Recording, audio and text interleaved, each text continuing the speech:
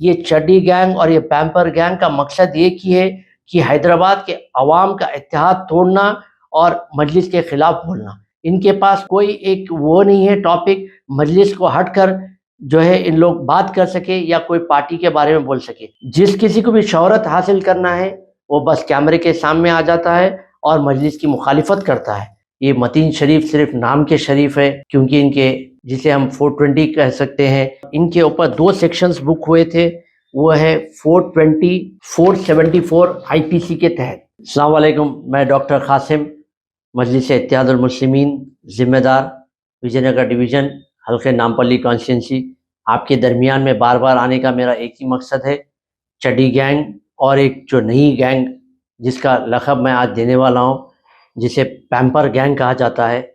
और ये pamper gang और चड्डी गैंग में बहुत करीबी रिश्ता है, उसका भी मैं आपको दलील पेश करूँगा। और इस पैम्पर गैंग में कई सारे लोग हैं, तो मैं सबसे पहले एक मतीन शरीफ है उनके बारे में बताता चलूँ।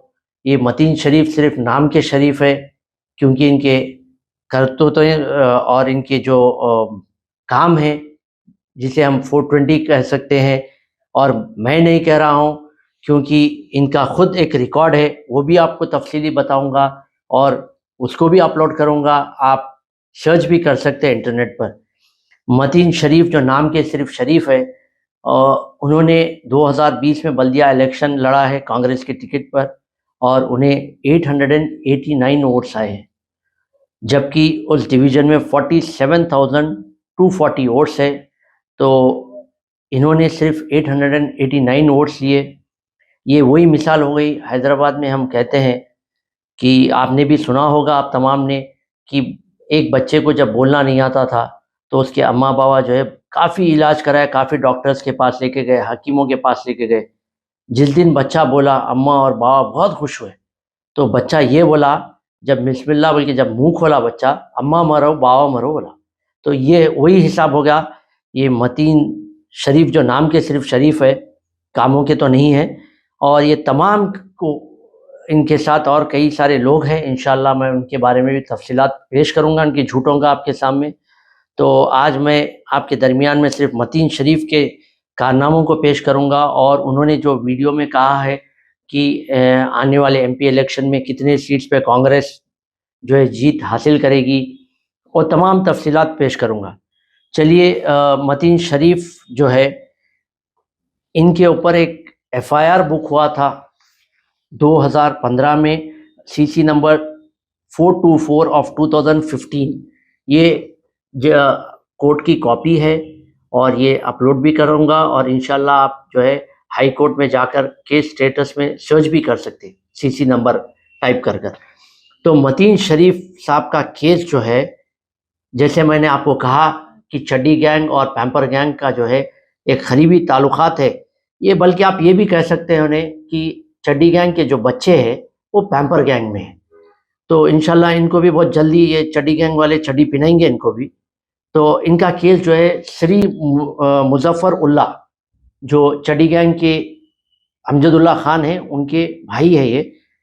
उन्होंने इन मतीन शरीफ का केस लड़ा है, एक्यूज के एडवोकेट थे ये, और इनके ऊपर 2 सेक्शंस बुक हुए थे। वो है 420 और 474 आईपीसी के तहत। तो अब आप तमाम ये परेशान होंगे और हैरान होंगे कि क्या केस है। ये केस ये है कि मतीन शरीफ साहब जो है बाहर जब कंसल्टेंसी जो बच्चे जो है मास्टर्स के लिए बाहर जाते थे, जो ख्वाहिश रखते हैं, तो उनको जो है ये फेक डॉक्यूमेंट्स, फेक यानी कि जाली फैब्रिकेटेड डॉक्यूमेंट्स बनाकर यूएस वीज़ा के लिए हासिल करने के लिए ये फेक डॉक्यूमेंट्स बनाते थे। तो ऐसे ही एक को बनाए और पकड़े गए और इनके ऊपर केस रजिस्टर हुआ। अल्लाह का शुक्र है, और ना जाने इन्होंने कितने लोगों को ऐसा भिजाया। अगर खुदा ना खास्ता यूएस में पकड़े जाते तो उन्हें बैन लग जाता था, लाइफ बैन लग जाता था, वो कभी एंट्री नहीं हो सकती थी यूएस के बॉर्डर में भी।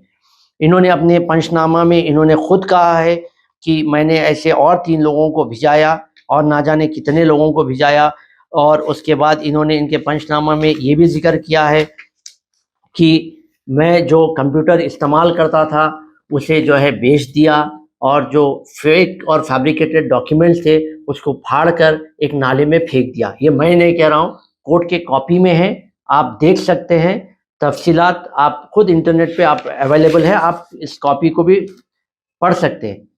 तो खैर ये इनका छोटा सा इंट्रोडक्शन था मतीन शरीफ का। इन्होंने दो बातों का इसमें जिक्र किया है कि आने वाले इलेक्शन में जो है 11 सीट कांग्रेस जीतेंगी और 2 सीटों पे जो है 30 और 50 हज़ार से पीछे है। तेलंगाना के 17 एमपी सीटों में से कांग्रेस अब की बार 11 सीट जीतेगी और 2 सीटों पर आज की तारीख में कांग्रेस 30,000 से 50,000 वोटों से पीछे है। अगर आने वाले 3 से 4 महीने में कांग्रेस इन 30,000 से 50,000 वोटों पर इन 2 सीटों को भी कवर कर लेगी तो टोटल कांग्रेस 13 सीट तेलंगाना में एमपी के जीत पाएगी। तो मैं ये कहना चाहता हूं कि आप तेलंगाना स्टेट में 17 एमपी सीट है, सिर्फ आप 11 की बात कर रहे हैं और 13 सीटों की बात कर रहे हैं। 4 सीट पे क्यों आप नहीं ठहराना चाह रहे, मेरा ये आपसे सवाल है। और इसका जवाब मैं आपको दूंगा कि हमेशा ये कहते हैं कि ये मजलिस इत्तेहादुल मुस्लिमीन जहाँ भी ठहरती है वहाँ पर बीजेपी जीतती है। ऐसा नहीं है। आवाम को मैं बेदार कर रहा हूँ, आप सर्च करिए और तहकीकात करिए। मैं जो भी अपलोड कर रहा हूँ उसकी आप गौर व फिक्र करिए। तेलंगाना में 4 ऐसे सीट है एमपी सीट जहां पर कांग्रेस ने अपने डम्मी कैंडिडेट्स को ठहराए और 2019 के इलेक्शन में, और वो चारों सीटों पर बीजेपी कामयाबी हासिल की। एक करीमनगर जहां पे बंडी संजय जो साबिका सदर थे बीजेपी के तेलंगाना स्टेट के, वहां पर कांग्रेस ने एक डम्मी कैंडिडेट को ठहराया। डम्मी इसलिए कह रहा हूं कि 2014 के एमपी इलेक्शन में उन्होंने उनकी हार हुई थी और 2018 में सेम कैंडिडेट एमएलए इलेक्शन में हार गए, फिर उनको 2019 में जो है एमपी इलेक्शन में ठहराया। तो आप बताइए, जो 2 टाइम हारा हुआ या एमएलए हो या एमपी हो, वैसे कैंडिडेट को आप 3rd टाइम वहां पे ठहराए और बंडी संजय को आपने कामयाब किया। अगर कांग्रेस का कैंडिडेट नहीं ठहरता था तो वहां से बीआरएस पार्टी का कैंडिडेट की जीत हो सकती थी।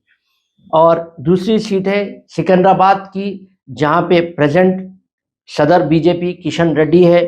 वहां पर भी कांग्रेस ने एक डम्मी कैंडिडेट को ठहराया।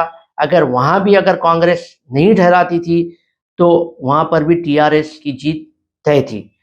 और उसके बाद निज़ामाबाद ले लीजिए, जहां पे अरविंद है बीजेपी के, और आदिलाबाद है। ये चारों सीटों पर कांग्रेस ने अपने कैंडिडेट को ठहराया और ये कोशिश की और बल्कि कामयाब हुए बीजेपी को वहां से जिताने के लिए। तो मतीन शरीफ ये जो कह रहे हैं कि 13 सीट, तो फिर से कांग्रेस पार्टी ने ये तय कर लिया है कि ये 4 सीटों में फिर से हम डम्मी कैंडिडेट्स को ठहरवाएंगे और बीजेपी को वहां से कामयाब करेंगे। तो यही कुछ तफसीलात लेकर आपके सामने मैं आया हूं। और आपको ये भी बताता चलूं कि इन्होंने नमक के कंकर का जिक्र किया है और जो है खैर एल फैल कई बातों का इस्तेमाल किया है।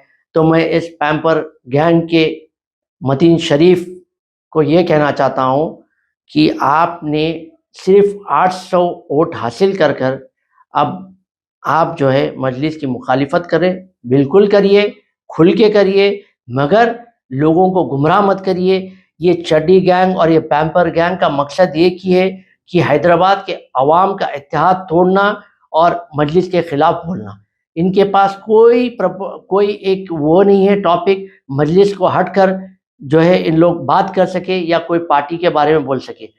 जिस किसी को भी शोहरत हासिल करना है वो बस कैमरे के सामने आ जाता है और मजलिस की मुखालिफत करता है।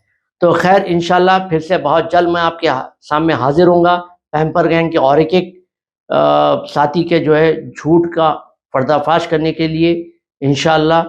और बेहद शुक्रिया आप तमाम का। और फिर से मैं आपसे अदबन गुजारिश करता हूँ आवाम से, अपने एहतियात को बरकरार रखिए। मैं जो भी अपलोड कर रहा हूँ इसके ऊपर आप गौर व फिक्र करिए। शुक्रिया।